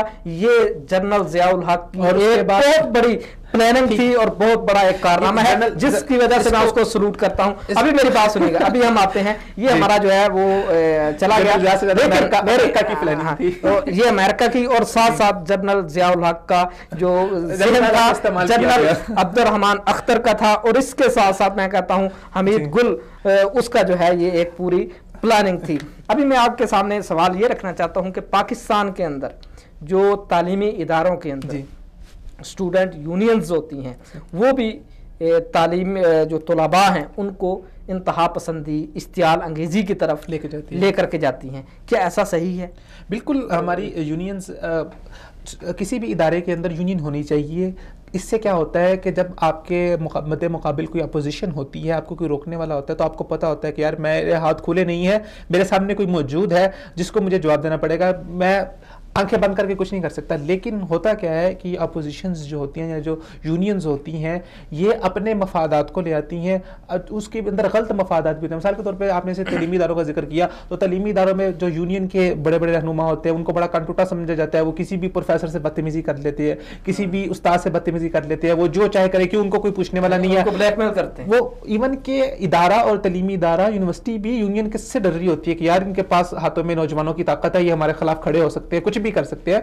तो यूनियन होनी चाहिए, अपोजिशन होनी चाहिए, ताकि दूसरा बंदा जो है वो गलत, लेकिन किसी इंतहा पे नहीं जाना चाहिए। इंतहा ना इस तरफ इंतहा अच्छी है ना उस तरफ इंतहा अच्छी है, दोनों मामलात के अंदर मैन रबी को मलहूज रखना चाहिए। सही है।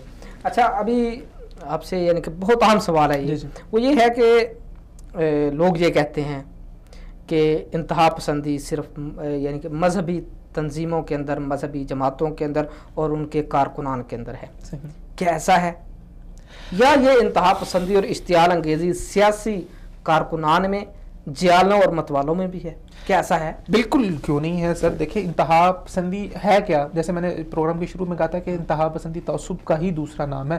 तअस्सुब के ज़रिए आप किसी भी कौम के आप उसको तअस्सुब दे लें, अगर मजहबी लोग, मजहबी तंजीमों और फ़िरका वाराना जो है इंतहा पसंदी भी पाई जाती है, सियासी जमातों में भी इंतहा पसंदी पाई जाती है, दीगर तंजीमों में भी इंतहा पसंदी पाई जाती है। मिसाल के तौर पर हमारे सियासी हवाले से देखें तो मुस्लिम लीग नून का जो कारकुन है या जियाला है, वो तहरीक इंसाफ के कारकुन और जियाले को ऐसा समझता है कि जैसे नाउज़ुबिल्लाह मिन ज़ालिक की मेरी इसके साथ जंग जो है ना वो कुफर और इस्लाम की जंग है।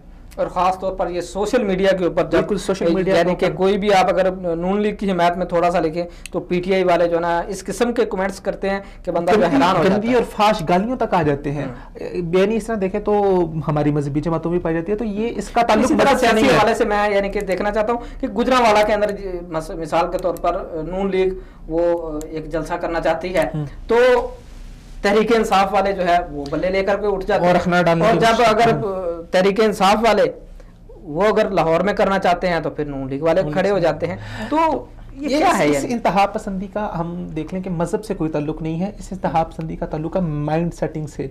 आपकी जहनी मनसूबाबंदी, ज़हन साजी किस तरह की गई है, हम इवन हमारे घरों के अंदर पाई जाती है।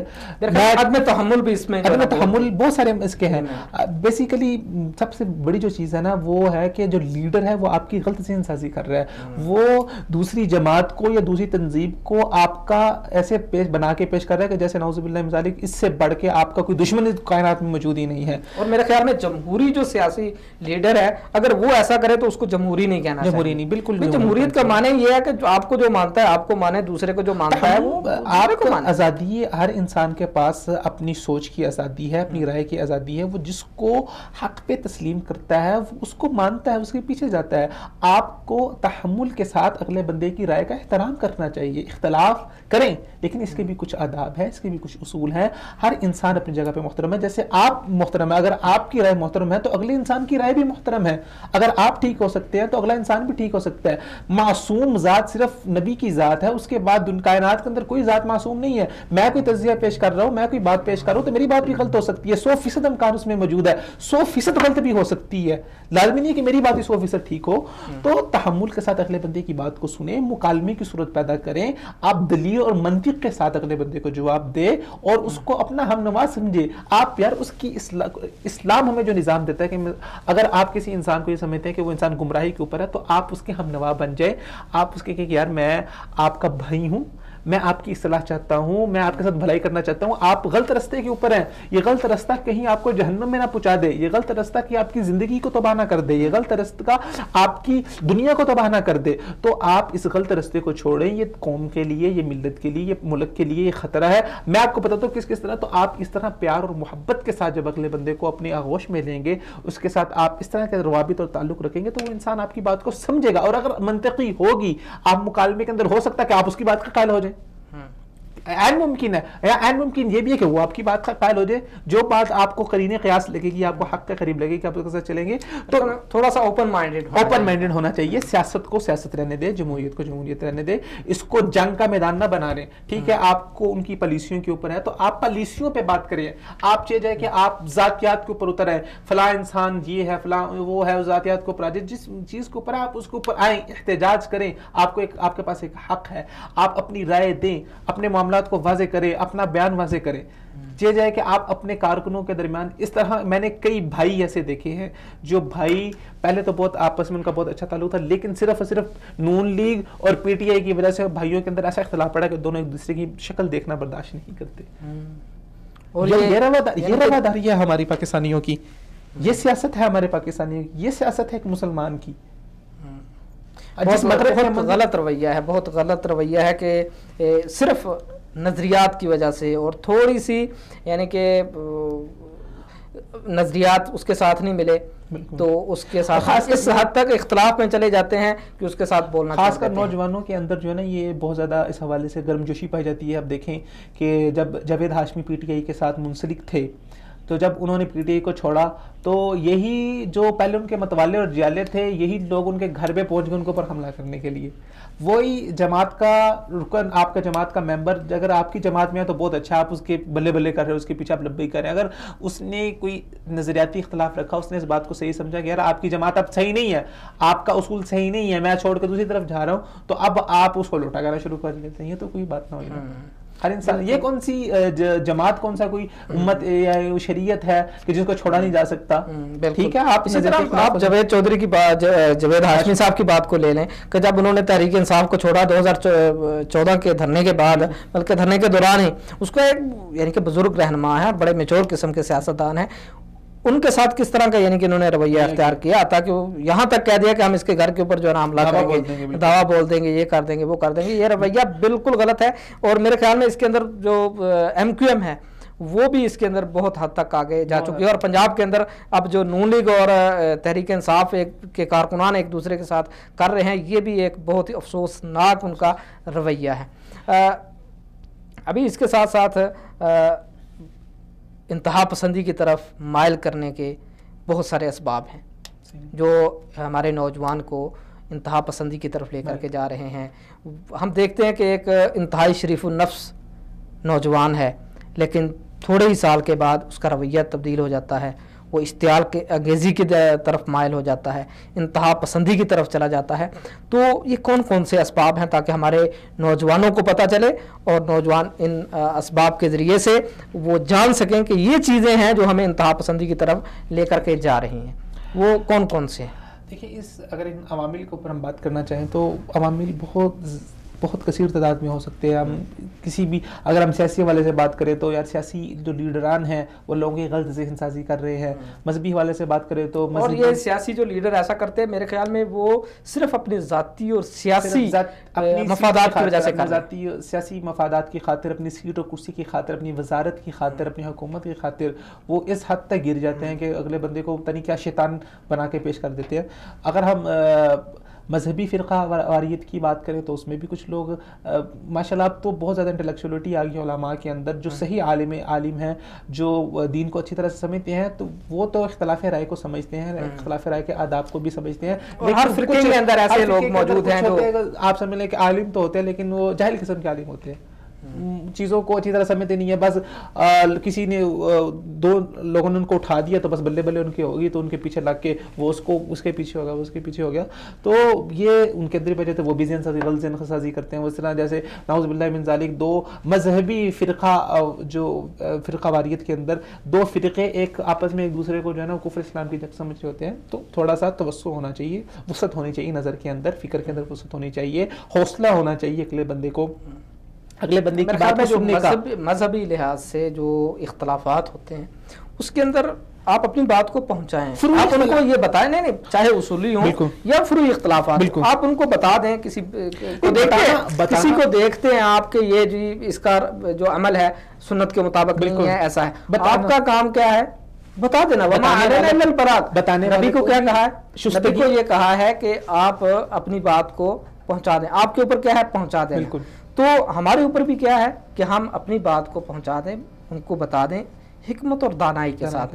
جب یہ چیز ہوگی تو میرے خیال میں مذہبی جو اشتعال انگیزی ہے, انتہا پسندی ہے, بہت ختم ہو جائے گی. مذہبی ہو چاہے سیاسی ہو, کوئی بھی ہو, چاہے گھریلو ہو, گھر کے اندر بھی ایک جو ہے نا وہ کردار کو کوئی بہت اچھا بنا کے پیش کر دیا جاتا ہے. ایک دوست ہے وہ میں بتا رہے تھے کل مجھے, کہہ رہے تھے کہ ہمارے گھریلو معاملات کے اندر کیا ہوتا ہے کہ جو ہے نا وہ خالہ کو بہت اچھا بنا کے پیش کیا جاتا ہے, اور پھپھو کو جو ہے نا وہ ایک آپ سمجھ لیں کہ اس طرح کی ان کی صورت گری کی جاتی ہے کہ جیسے ان سے بڑھ کے جو ہے نا خالہ سے بڑھ کے کوئی محبت نہیں کر سکتا اور پھپھو سے بڑھ کے کوئی جو ہے نا وہ چلاک نہیں ہو سکتا, لیکن یہی پھپھو جب خالہ بنتی ہے تو پھر وہ محبت کی اعلیٰ مثال بن جاتی ہے. تو وہ ذہن سازی اس طرح کی گئی ہے. اب سیاسی حوالے سے یا آپ فرقہ واریت کے حوالے سے دیکھیں تو لوگوں کے اندر جو بتانے والا ہے, سمجھانے والا ہے, اس کے کلام کے اندر بھی حکمت اور شستگی ہونی چاہیے, اور جو سننے والا ہے اس کے اندر بھی حوصلہ ہونا چاہیے کہ حوصلے کے ساتھ سننے کے لیے بندے کی بات کو سننے کے بعد اگر منطق اور دلیل کے اوپر پوری نہیں آتی, اگر آپ کو نہیں تسلیم آپ کو وہ بات, تو آپ اس کو رد کر دیں, لیکن بات کو سنیں, تحمل سے سنیں, چاہیے کہ آپ اس کے ساتھ لڑنا شروع کر دیں.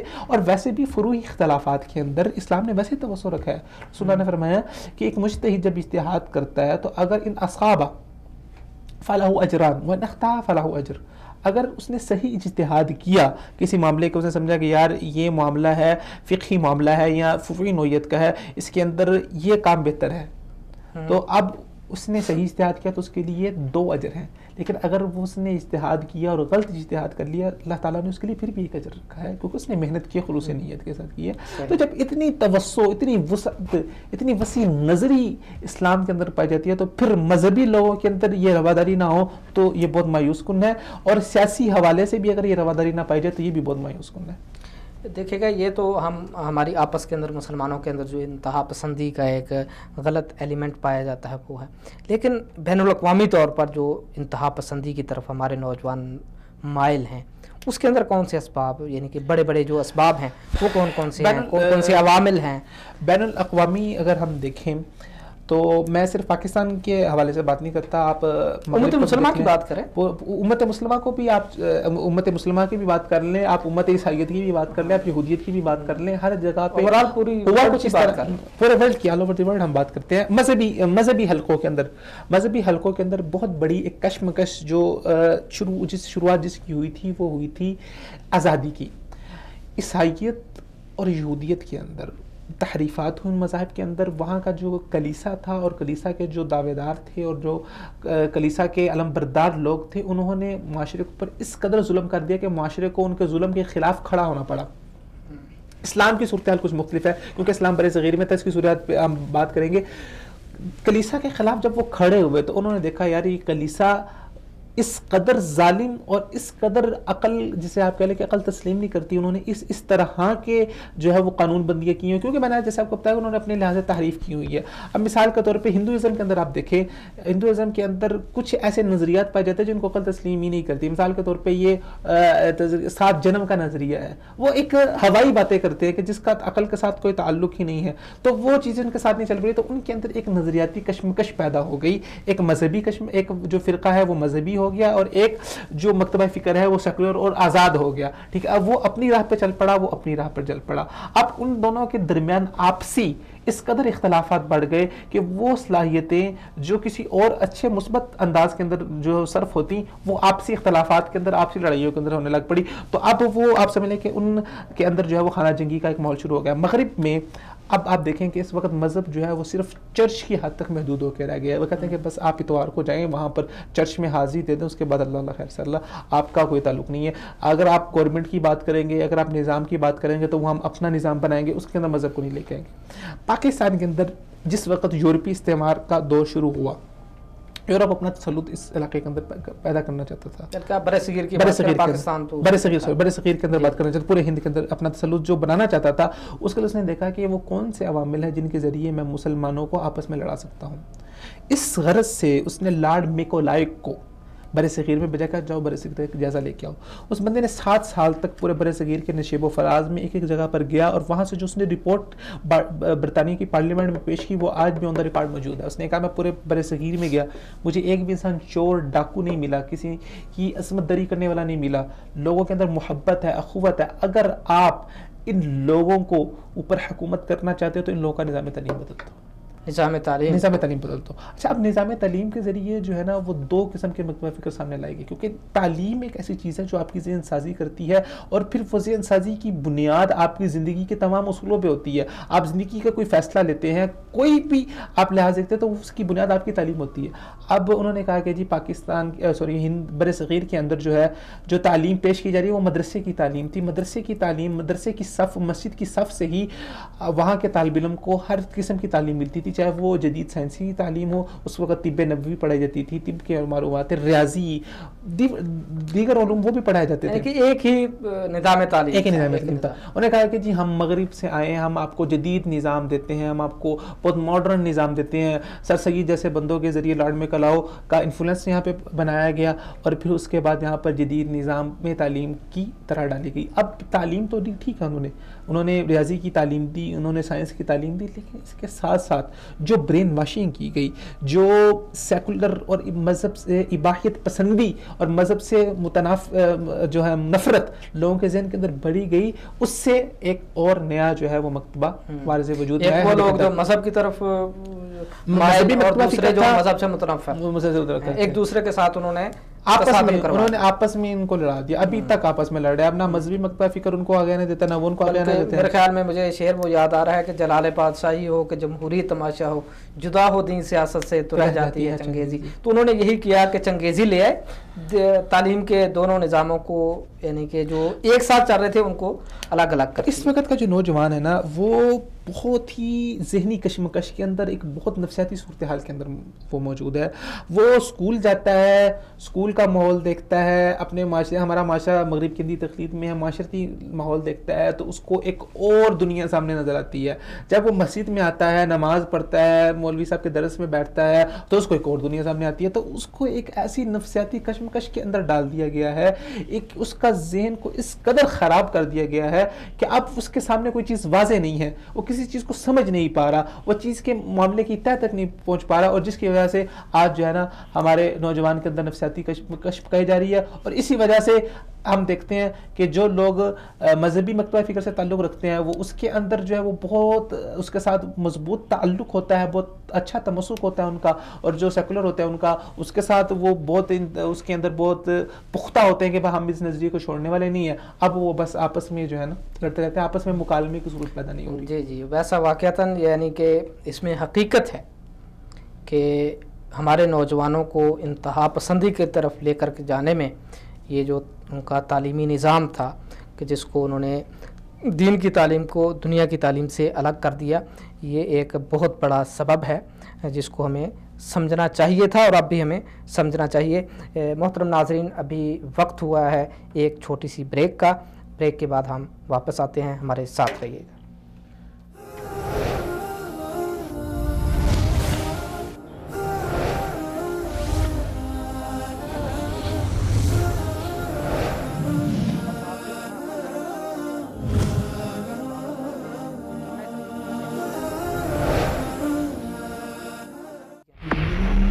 دین کی خدمت ہمارا عزم، ہمارا فرض۔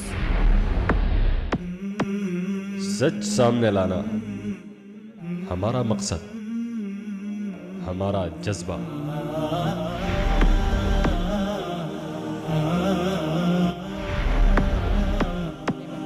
اللہ کا حکم ہمارا ایمان، ہماری پہچان۔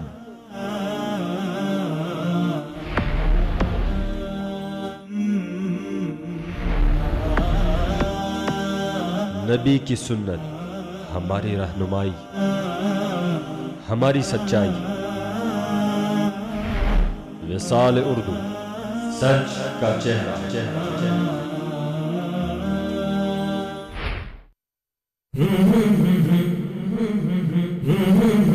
یار مزار امام الصادقین،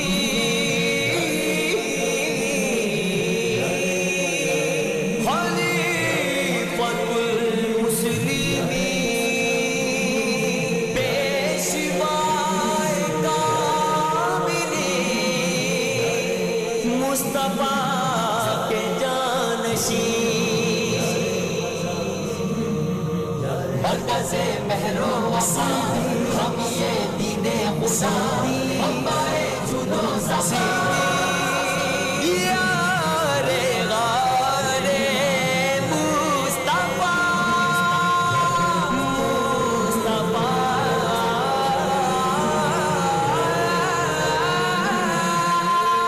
ہجرت میں سفر میں، مکہ بدر میں،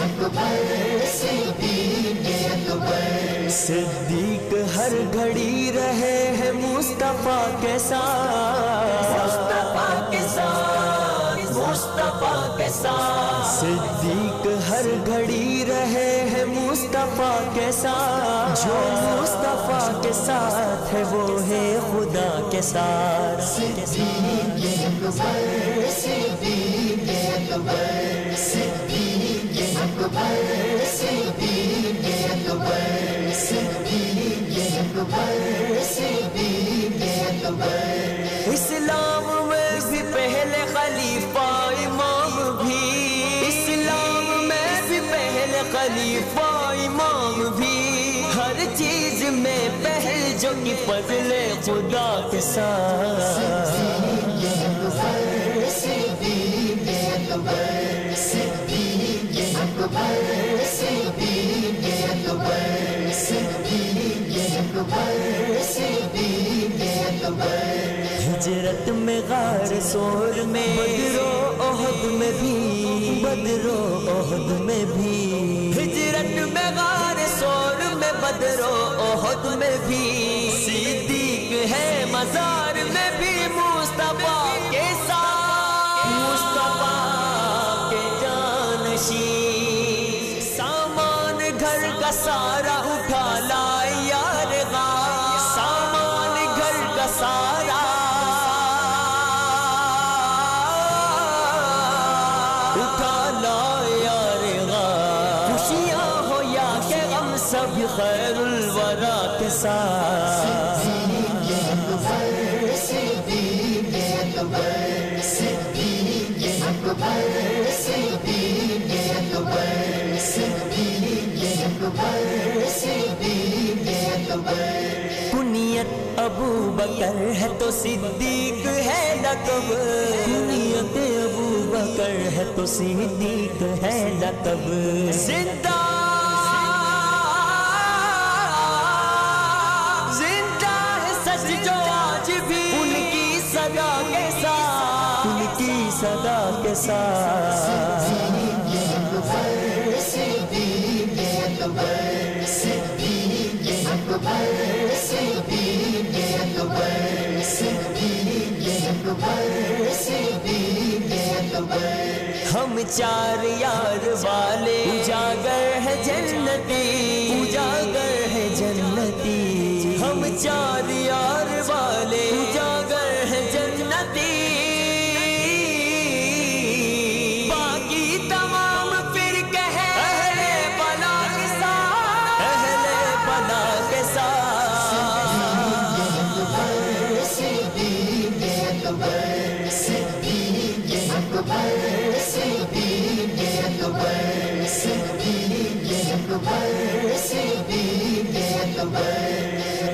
امام الصادقین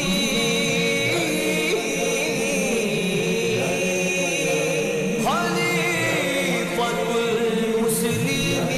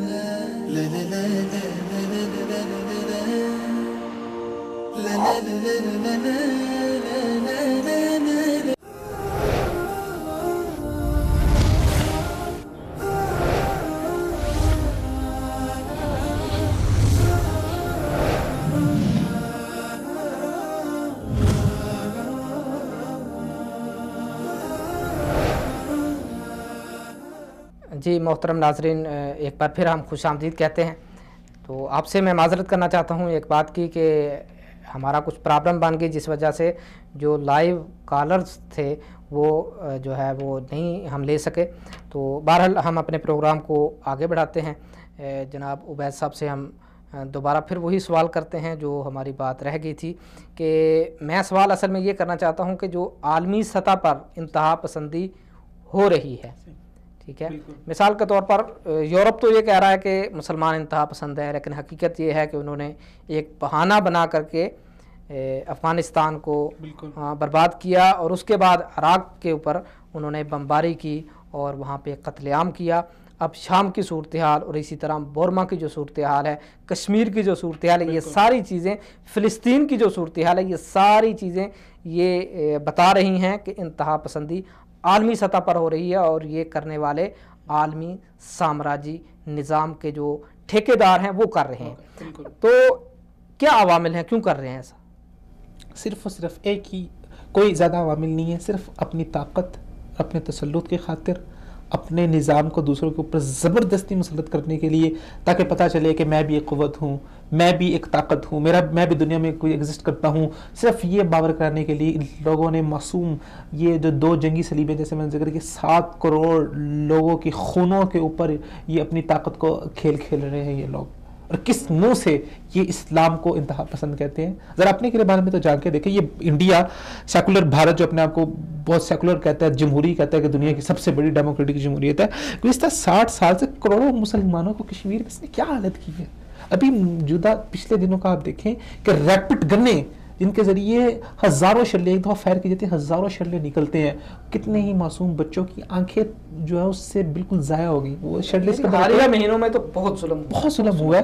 تو صرف اپنا تسلط برقرار رکھنے کے لیے امریکہ، ابھی رشیا نے جو بشار الاسد کے تحت کے ساتھ جو حلب کے اوپر مظالم ڈھائے ہیں، جو شام پہ مظالم کی ایک پوری ایک طویل داستان ہے، کیا مقصد ہے؟ صرف وہ وہاں پر جو شام کی جو پورٹ ہے، شام کی جو بندرگاہ ہے، اس کے حصول کے لیے اس نے 20 لاکھ معصوم بچوں کی جانیں اور 20 لاکھ معصوم نہتے لوگوں کو انہوں نے خون کی ندیوں میں بہا دیا۔ امریکہ نے 7 کروڑ لوگوں کو عراق کے اندر، افغانستان کے اندر، صرف کیا کہ اس کا ایک پتہ لگے دنیا کو کہ یار یہ ایک جو ہے ایک قوت ہے۔ ایک اور دوسری بات یہ کہ امریکہ ابھی تک پوری دنیا میں کسی جگہ پہ جنگ بندی نہیں ہونے دے رہا۔ آج سے بہت تقریباً 4-5 سال پہلے امریکہ کے جو معیشت دان نے بتا دیں کہ امریکہ اس وقت جو ہے اس کی معیشت بالکل کلیپس کر چکی ہے. امریکہ کو اپنا وجود برقرار رکھنے کے لیے, اپنی طاقت کو برقرار رکھنے کے لیے اسے کیا کرنا پڑے گا, اسے اپنا اسلحہ بیچنا پڑے گا دوسرے لوگوں کو, جس کے ذریعے اس کی آمدنی ہوگی اور امریکہ چلے گا. اب اس کی ضرورت ہے کہ دنیا میں کسی نہ کسی جگہ پہ جنگ رہے. جب تک جنگ رہے گی اس کا اسلحہ بکتا رہے گا, جب اس کا اسلحہ بکتا رہے گا تو اس کی اکانومی اسٹرانگ رہے گی. تو وہ اپنی اکانومی کو اسٹرانگ رکھنے کی خاطر, اپنا اسلحہ بیچنے کی خاطر معصوم جانوں کے ساتھ کھلواڑ کر رہا ہے. ان لوگوں کو عبرت کا نشانہ بنایا جا رہا ہے. دنیا خاموش ہے, عالمی برادری خاموش ہے. تو یہ صرف مسلمانوں کو اسلام کے خلاف منفی پراپوگنڈا ہے جو اسلام کو بدنام کرنے کی. در حقیقت خود لوگوں کو خود ہی کھڑا کر کے, خود جیسے میں نے کہا خود ہی ان کو کھڑا کر کے, ان کی مدد خود ہی کر کے دنیا کے سامنے ایک تصویر پیش کی جا رہی ہے. فلم پورا ایک ڈرامہ بنا کے پیش کیا جا رہا ہے جی. ادھر سے وہ کھڑا ہوا اور اپنے آپ کو جی بہت بڑا ہیرو بنا کے پیش کیا جا رہا ہے. ویسے ہی امریکہ کا جو ہے نا وہ بہت کام ہے فلموں کے اندر. جی بالکل, اسی طرح ہی ہمارے پاس وقت کم ہے. جی جی واقعتاً انتہا پسندی ہم مسلمانوں کے اندر ہے, آپس کے اندر ہے, اور اسی طرح انہی کی پیدا کی ہوئی ہے. اور اسی طرح جو عالمی سطح پر انتہا پسندی ہو رہی ہے اس کے اندر جو اصل ملوث ہیں وہ یہی عمل کے جو ٹھیکیدار بنے ہوئے ہیں وہ یہی ہیں. لیکن آپ سے میں اسلام کا ایک نقطہ واضح کرنا چاہتا ہوں کہ اسلام ایک پرامن دین ہے, اسلام ایک روادار دین ہے. اسلام نے آپ دیکھیں کہ اسلامی ریاست کے اندر جو قوانین بنے ہیں ان کے اندر اقلیتوں کا, غیر مسلموں کا پورا ایک قانون ہے. بالکل ان کو تحفظ دیا گیا ہے ہر چیز کا. تو ہمارے پاس اصل میں وقت کم ہے. تو عبید صاحب اصل میں آخری جو ہمارے پاس سوال ہے وہ یہ ہے کہ انتہا پسندی کے سامنے ہم کس طرح باندھ سکتے ہیں. آپ کے پاس کیا تجاویز ہے کہ ہمارا نوجوان انتہا پسندی کی طرف نہ آئے, تحمل کا مظاہرہ کرے, اپنے اندر اشتعال انگیزی سے اپنے آپ کو مکمل بچائے. تو یہ کون سی تجاویز ہیں آپ کے پاس جو آپ دینا چاہتے ہیں؟ دیکھیے توقیر صاحب, اس میں سب سے بنیادی چیز یہی ہے کہ ہمارا نوجوان جو ہے وہ بالکل فضول اور لغو کاموں کے اندر لگا ہوا ہے. وہاں سے ہٹ کے وہ چیزوں کو سمجھے, معاملہ فہمی کی طرف آئے, تعلیم کی طرف آئے, معاملے کو سمجھے اور جانچے کہ کون سی چیز اس کے لیے بہتر ہے. کیا مغرب, کیا یورپ اس کے لیے بہتر ہے یا اسلام بہتر ہے؟ کیا یورپ کا بنایا ہوا نظام بہتر ہے, انسان کا بنایا ہوا نظام بہتر ہے؟ اور اسی طرح جو ہمارے اندر جو تنظیمیں ہیں, مذہبی جو تنظیمیں نوجوانوں کے استعمال کرتی ہیں, اور اس طرح جو ایک ٹرینڈ چلا ہوا ہے سیاسی جو تنظیمیں ہیں وہ نوجوانوں کو استعمال کر رہی ہیں, وہ ان کو استعمال نہ کریں. تعلیم ہوگی تو یہ کام ہو. اس حوالے سے سب سے پہلا جو ہے وہ بنیادی کردار تعلیمی اداروں کو اپنا کردار ادا کرنا ہوگا. اور تعلیم کے اندر جو تقسیم بر صغیر کے اندر کی گئی تھی مسلمانوں میں, دین و دنیا کی جو راہیں ان کو جدا کیا گیا تھا, اصل میں دنیا ہی دین ہے, دین ہی دنیا ہے. جدا ہو دی سیاست سے تو رہ جاتی ہے چنگیزیت رہ جاتی ہے. دین سیاست ہے, سیاست دین ہے, اس کے بغیر مکمل نہیں ہو سکتی. ایک مسلمان کی زندگی کا ایک ایک لمحہ, اس کی زندگی کا ایک ایک لحظہ ہی دین ہے. وہ دنیا بھی ہے, دین ہی ہے. تو ان دونوں جو راہیں جدا ہوگی ان کو علی منہاج النبوہ پھر سے یکجا کیا جائے. آپ صلی اللہ علیہ وسلم کے نہج کے اوپر, صحابہ کے نہج کے اوپر دوبارہ اس کو لے کے جایا جائے, اور پھر تعلیم اور اساتذہ اس کے اندر اپنا بنیادی کردار ادا کریں. وہ نوجوانوں کو, طلباء کو بتائیں کہ یار کیا نظام چل رہا ہے, کس طرح لوگوں کے اوپر جو ہے وہ ظلم و ستم کے پہاڑ ڈھائے جا رہے ہیں. پھر اس کے بعد سیاسی اور مذہبی جو تنظیمات ہیں وہ بھی امت کے وسیع تر مفاد کو ملحوظ رکھیں اور آپسی مفادات کو چھوڑیں, اپنے ذاتی مفادات کو, اپنی کرسیوں کو چھوڑیں اور امت کے لیے کچھ کریں. خدارا یہ امت بہت دور شکار ہو چکی ہے, پالیسی بنائیں, امت کے مفاد کو سامنے رکھیں, اپنے ذاتی مفادات کو چھوڑ دیں.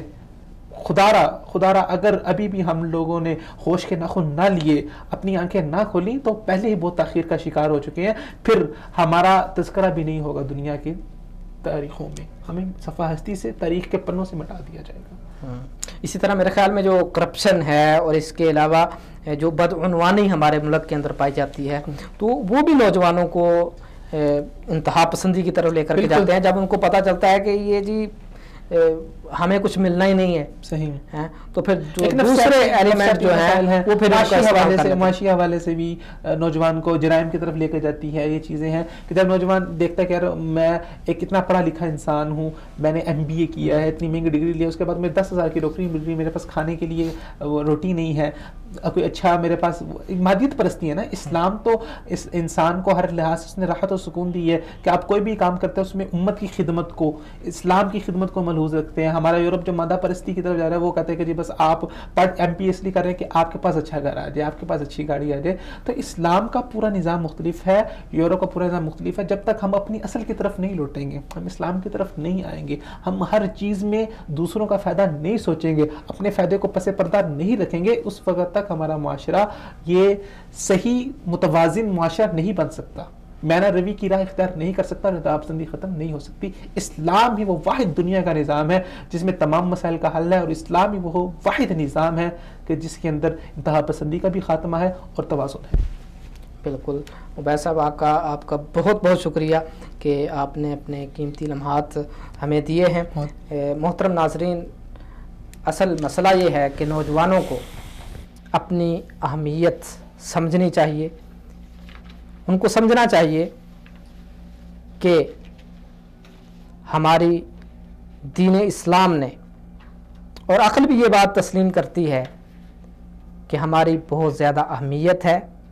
वही कौमें आगे बढ़ती हैं जिनके नौजवान अपना अच्छा किरदार अदा करते हैं, लेकिन हमारा नौजवान इंतहा पसंदी की तरफ चला जा रहा है, इश्तियाल अंगेज़ी की तरफ चला जा रहा है। और यहाँ पर मैं इस प्रोग्राम के ज़रिए से ये बात हुक्मरानों को कहना चाहता हूँ कि आप जो इक़्तिदार की कुर्सी के ऊपर बराजमान हैं, इसका आप हक़ अदा करें। ये जो नौजवान हैं ये आपके बेटे और बेटियां हैं, इन नौजवानों का आपके ऊपर हक़ है। इनको अच्छी रहनुमाई दें, इनको बताएं कि इनके फ़ायदे के लिए क्या है और इनके नुकसान के लिए क्या चीज़ें हैं, ताकि वो फ़ायदे वाली चीज़ों को लें और नुकसान वाली चीज़ों से ये बच जाएं।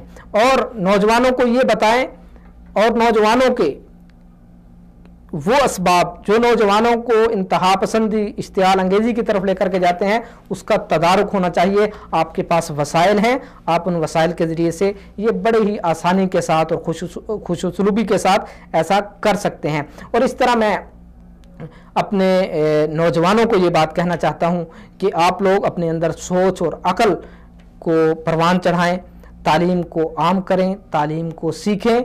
यही वो चीज़ है जो आपको अच्छे और बुरे में तमीज़ करना सिखाएगी, आपको ये बताएगी कि ये तंजीम आपको इस्तेमाल कर रही है या कि आपको इस्तेमाल नहीं कर रही, आपके लिए खुलूस के साथ आपके जो मसाइल हैं उसको हल करने वाली है।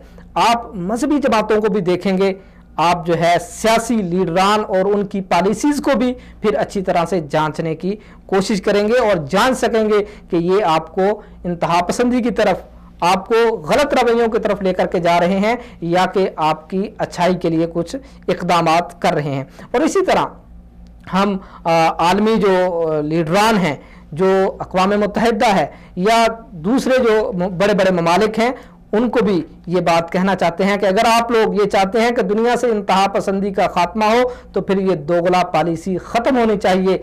ये मायार जो दोहरे तुम लोगों ने बनाए हुए हैं, इनका खात्मा होना चाहिए।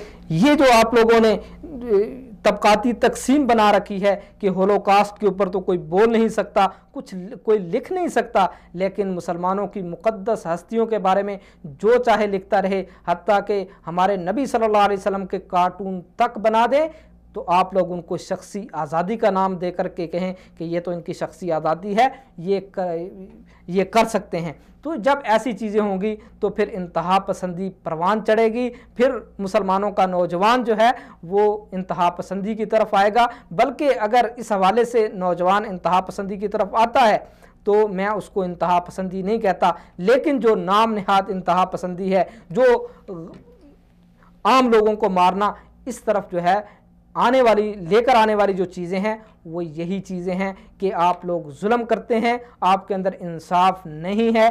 तो आप लोग अगर चाहते हैं कि तमाम लोग के दुनिया से इंतहा पसंदी का ख़ात्मा हो, तो फिर आप लोगों को वो असबाब ढूंढने चाहिए जो नौजवानों को इंतहा पसंदी की तरफ ले कर के जाते हैं। यहाँ पर हमारे प्रोग्राम का वक्त ख़त्म हुआ। मैं एक बार फिर अपने मुअज़्ज़ज़ मेहमान उबैदुर्रहमान शफ़ीक़ साहब को کا شکریہ ادا کرتا ہوں کہ انہوں نے اپنا جو ہے بہت ہی قیمتی وقت نکال کر کے ہمیں دیا. اللہ تعالیٰ ان کو جزائے خیر دے. بارک اللہ فیکم وآخر دعوانا ان الحمدللہ رب العالمین.